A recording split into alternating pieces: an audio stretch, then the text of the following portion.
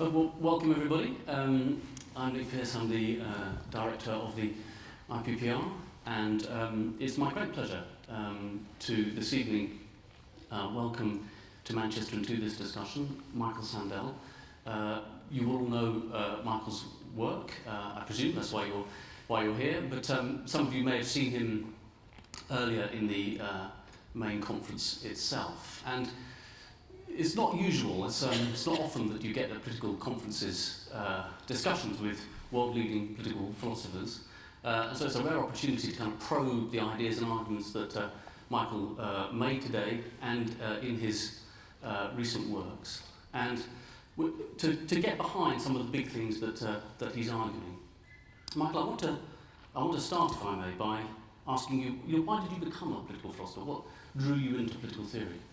Well, first of all, I want to thank you for having me and for hosting this discussion, and also for the important work that you do, bringing together the realm of ideas with politics, which I think is very important. And it's a struggle in many of our societies to connect the world of ideas with public affairs and politics, and I admire what you do in trying to bring those together. And I was always a political junkie. I always followed politics from the time I was a kid. And when I graduated college, I didn't know what I wanted to do when I grew up. I thought maybe be a political journalist. That intrigued me a lot. Maybe become a lawyer. Maybe go into politics, electoral politics. And in fourth place would have been the idea of academia. And then I had a chance not to decide. I had a chance to go off to Oxford and do some further studying and reading after university. And I thought I would spend the first term just filling in what I thought was a weak background in the history of political philosophy. And then to get on to more concrete political institutions and arguments and policies and debates. And it took more than one term, it stretched to two, to read my way through from Plato and Aristotle up to the present. And then two turned into three, and pretty soon I became hooked by political philosophy, and I haven't quite escaped since. But I've always retained and continue to have my interest in the actual world, public world, and so I'm intrigued to explore the connections between philosophical ideas and actual politics. And you call yourself a public philosopher rather than a political philosopher or an academic philosopher in the way that we might expect. Have you self-consciously then throughout your career sought to be an engaged public intellectual who tries to inform public debate? Is that something that motivates you more than just simply the academic work that you do? Well, I wouldn't renounce the academic description. What I do for a living is teach political philosophy and write about it. But the term public philosopher also appeals to me because it speaks to this connection between ideas and public life. And earlier writings that I did are not so easily accessible to a non-academic audience, but gradually, especially in the last few years, I've tried to do more in my written work, to connect the philosophical debates that intrigue me with contemporary political debates. You first came to prominence with a book in, I think, 1982, Liberalism and the Limits of Justice. And I want to ask you a little bit about this, because you were one of the sort of leading figures in what became known as the liberal communitarian debate in the 80s and early 90s. What drew you to think in terms of communities at that time? Was it that you had a liberal left individualism that you didn't like, or that there was the rise of a right-wing one? What was it about that time that drew you to communitarian type of thinking? I was uneasy with both of those views, both with, though my own political views were to the left of center, I was uneasy both with the state of contemporary liberalism, which in US terms, liberalism of course means different things in different places. In Europe, it really refers to free market, individualism, neoliberalism, whereas in the US it refers to left of center or progressive politics. But I was uneasy with that strand, and it's a powerful strand, especially in America, in progressive politics, that was relentlessly, unqualifiedly individualistic, and that, more than that, tried to avoid engaging with substantive moral conceptions and conceptions of civic virtue and the good life, tried to be neutral on those questions. And I was also critical of the strand of liberal individualism that fuels the belief in unfettered markets on the right. But I saw them as stemming from a common source. And the common source, as I understood it, was the ideal of having government and public life be neutral with respect to competing conceptions of the good life and of virtue. I thought that was a mistake.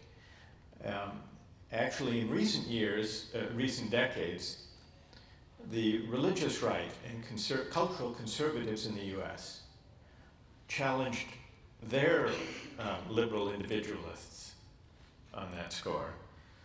But there was not a comparable movement, really, within American liberalism trying to bring moral and spiritual resonance in debates about the good life into politics.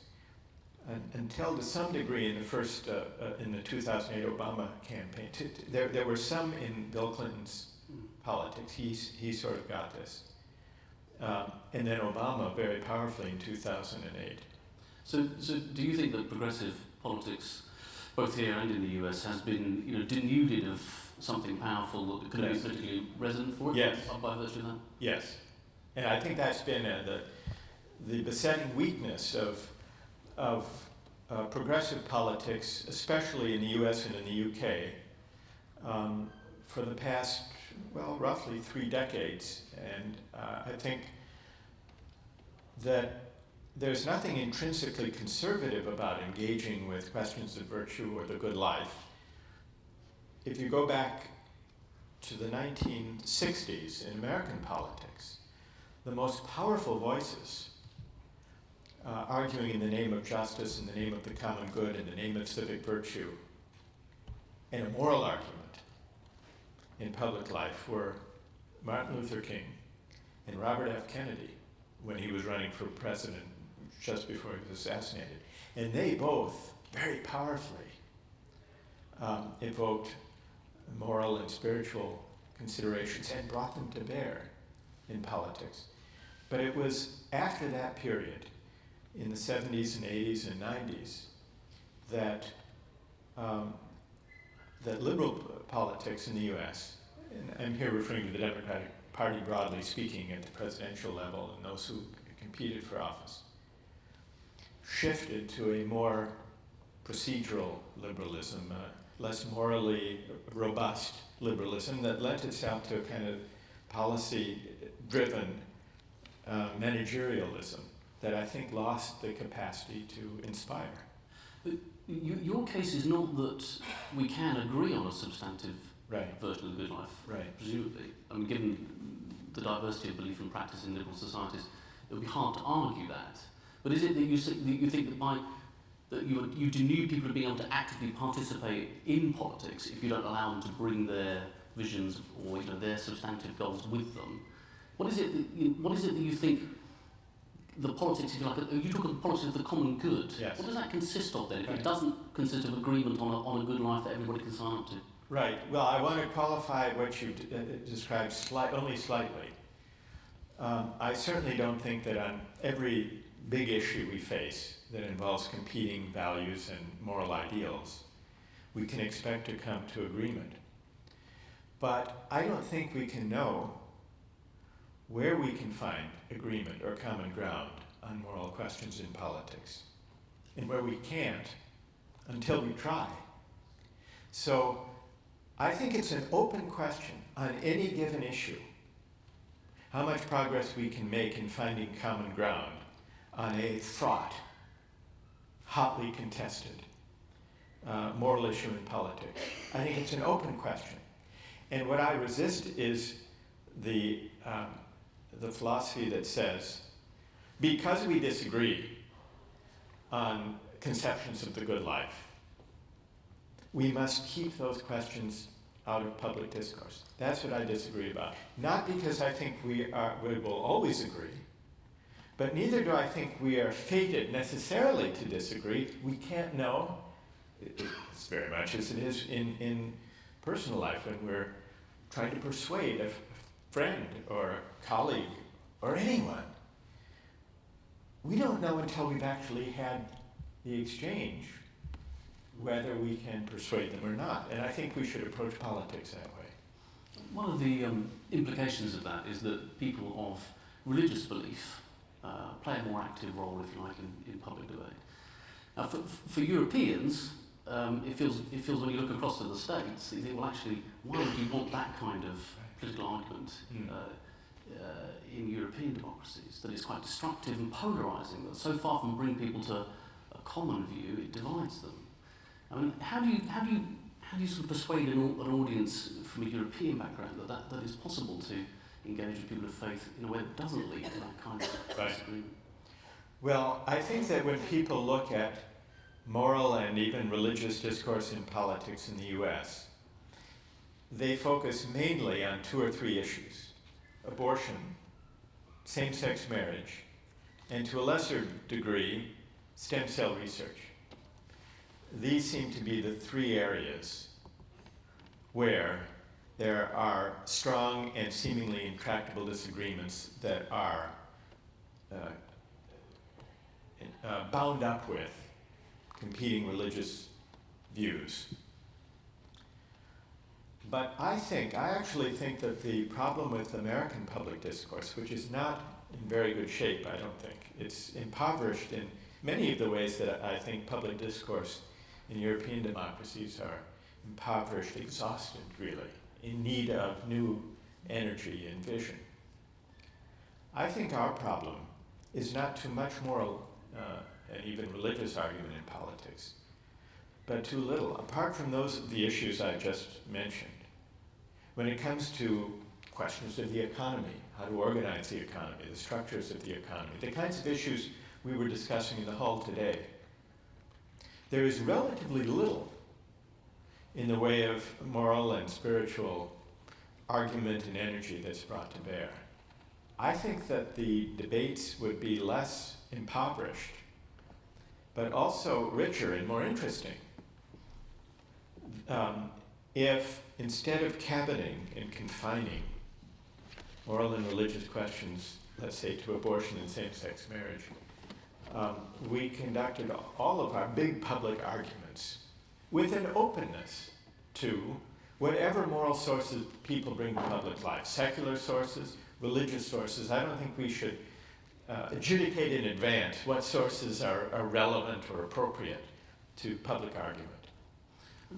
One of the discussions that's taking place here, particularly in the Labour Party and Labour movement, is whether, because a kind of, if you like, a secular progressive politics was pursued of the kind that didn't involve the sorts of moral considerations you describe, that it led to a kind of what you called at the end of your session today, a kind of quite technocratic politics. You know, that we said we believe in equality, it's quite an abstract goal, and we'll measure ourselves by whether the Gini coefficient comes down, or we measure ourselves by whether a certain number of people go.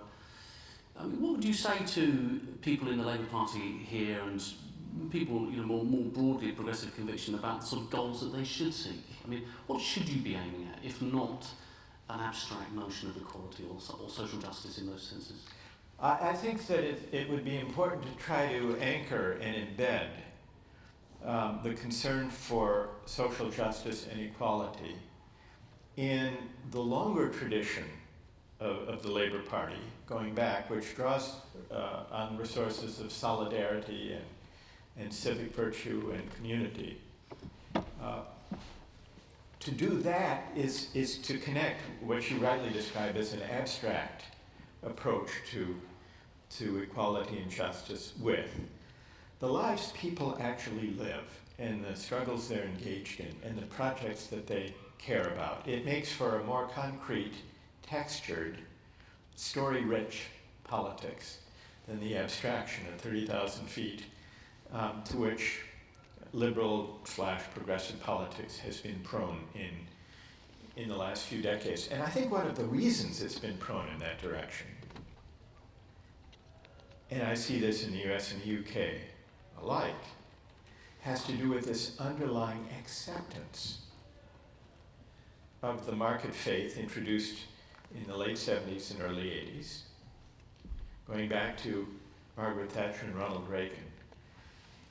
Even when they passed from the political scene and were replaced by New Labour or the New Democratic Party with Bill Clinton, there was not a fundamental challenge to the underlying faith that markets are the primary instrument for achieving the common good. What happened was a kind of working within that assumption, but making it a bit more humane, a bit more compassionate, but still not challenging that fundamental idea. And that led, I think, to a certain impoverishment of public discourse that fed this sense of a technocratic managerial approach to political questions. Well, I suppose, if people from the 1990s, the Clinton Democrats, the third way, would say, well, that's all very well, but, to get elected, people need to trust us on the economy. The one thing that left parties are not trusted on is running the economy. We have to show we can not only understand markets, but make them work and run the economy successfully. I mean, do you think there's a danger in, your kind of discourse that people come to think, well, actually, they don't trust markets at all, and they can't run a market economy?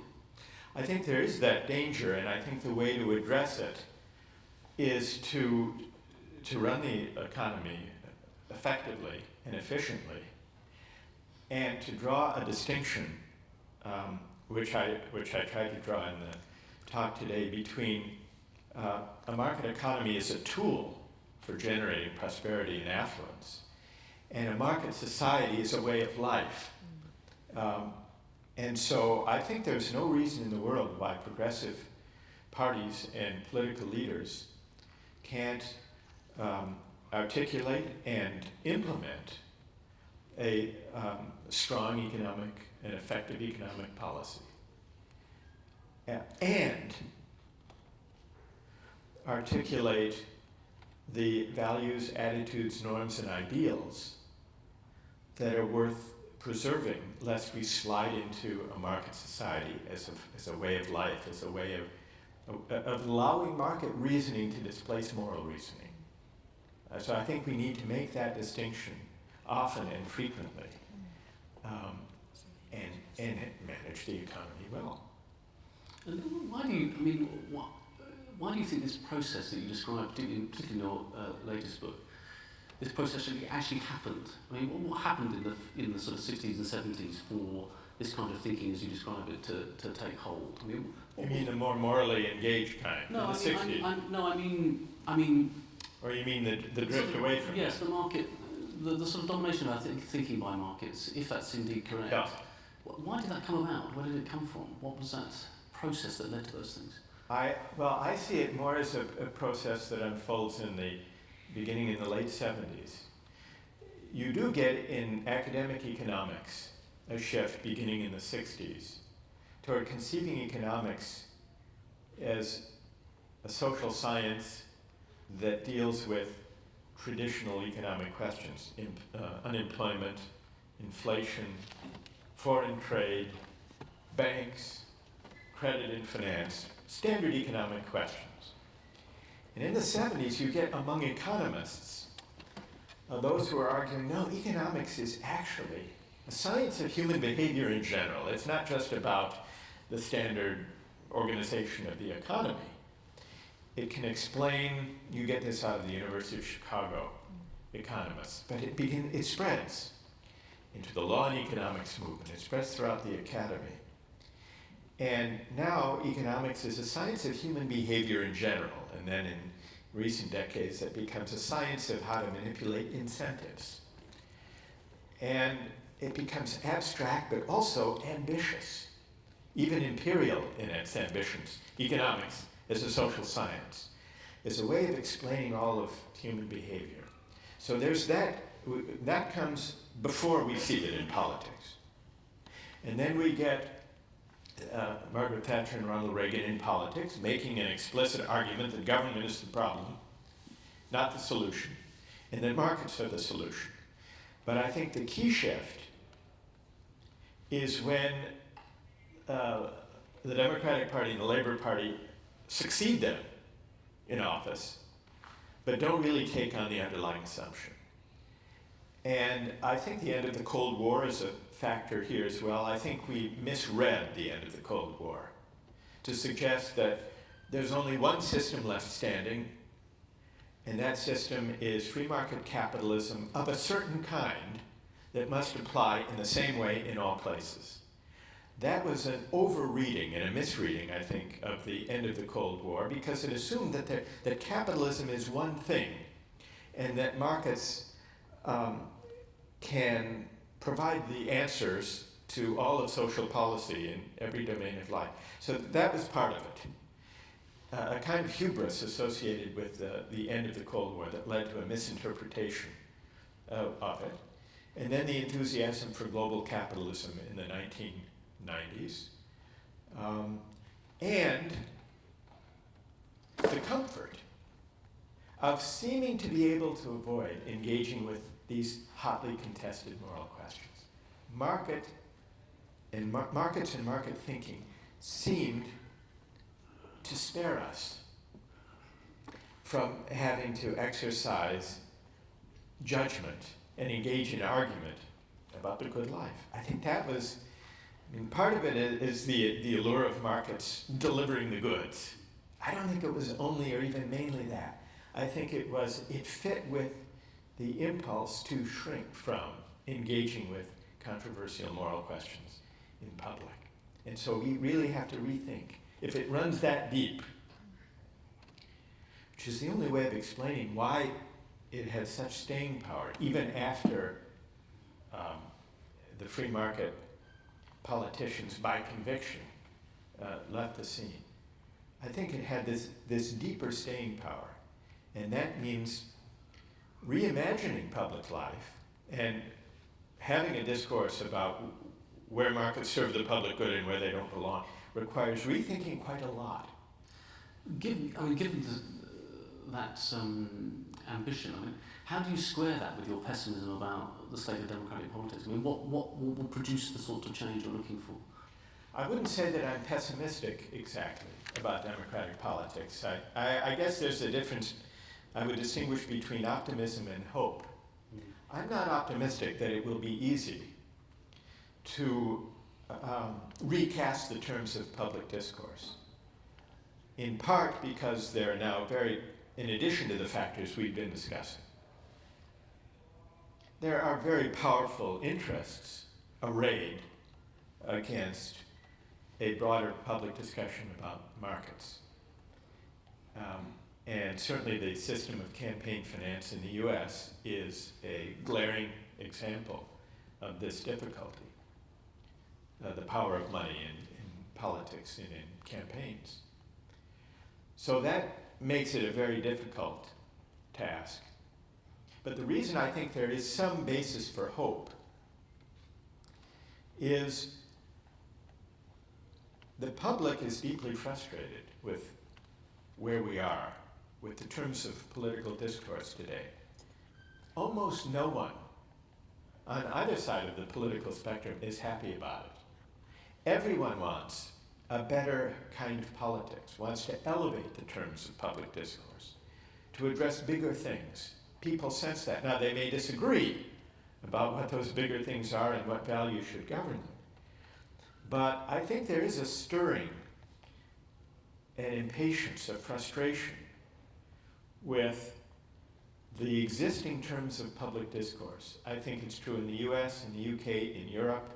It's also true in Asia, when I travel to those societies. And that's, for me, a basis of hope, that it's possible to tap in to this frustration and to the partly articulate but widely shared aspiration for a better kind of public discourse. Let me just ask you one more question before opening up Yes. to the audience. One of the big things that happened in the mid-90s when people were rethinking progressive politics was also to say, actually, the state is a bit of a problem as well. That it's not responsive enough, that it's too bureaucratic. Yes. We have to take what we're given. And, they consciously sought to empower people, to give them more choice and so on. One of the things that happened as a consequence of that was that private companies were asked to come into public services and help deliver them. So that's something that's happened a lot in the UK.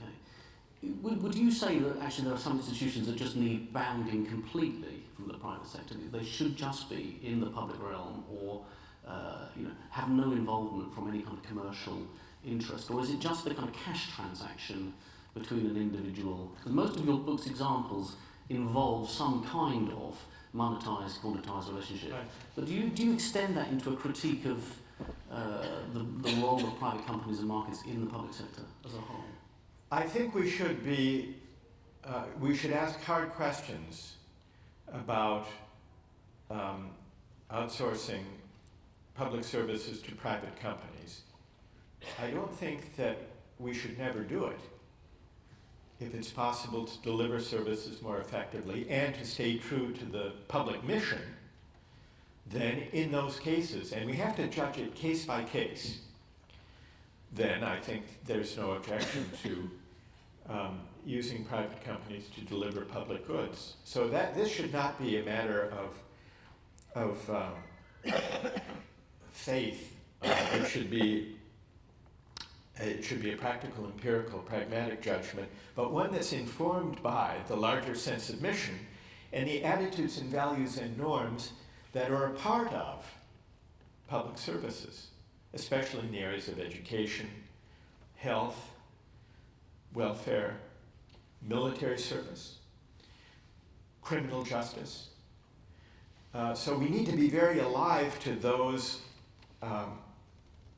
nuances of public purpose that can be crowded out by privatizing them. But I don't rule it out as a matter of principle. But I would say one other thing. I think that a politics of the common good that worries about market overreach should not simply embrace for every purpose the state as the necessary alternative. I think such a politics has also to work out forms of public life within civil society that can advance some important civic aims and moral goods. So I think we should try to break out of the habit of seeing the state and the market as the only possible instruments for achieving the common good.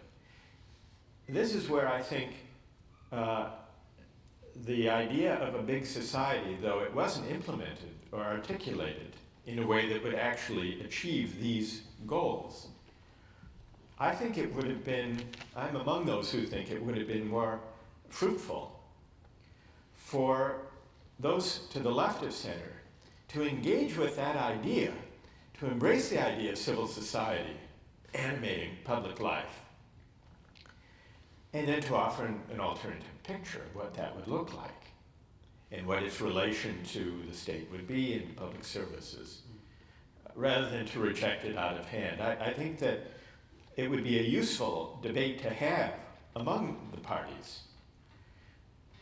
What actually should be the role of civil society, which is to say non-market but non-state institutions and actors in trying to work out a politics of the common good? And there will doubtless be different answers to that question.